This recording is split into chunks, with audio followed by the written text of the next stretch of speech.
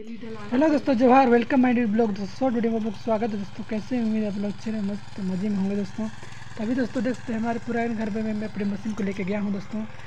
तो इधर दोस्तों देख सकते हैं कि इधर सभी मेरी मम्मी लोग साग तोड़ रहे हैं दोस्तों, देखते हैं सरसों का साग। और इधर मैं उसको मेरी मशीन चलाने के लिए पावर टिलर को देख सकते हैं दोस्तों कि मेरे भाई को दिया हूँ दोस्तों। इधर जुताई कर रहा है दोस्तों, देखते हैं। तो जुताई कैसा लग रहा है दोस्तों, आप लोग कमेंट जरूर बताइए दोस्तों। और ये मशीन कारगर है कि नहीं, कमेंट जरूर बताइएगा।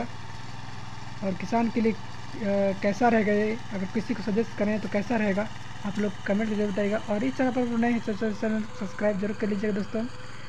तो ये है मेरा गांव का खूबसूरत नज़ारा दोस्तों, पुराने घर की तरफ।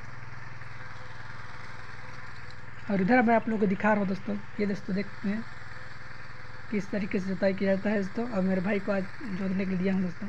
तो अभी के लिए इतना ही दोस्तों, मिलते हैं नेक्स्ट ब्लॉग में। तब तक लिए बाय, जोहार दोस्तों।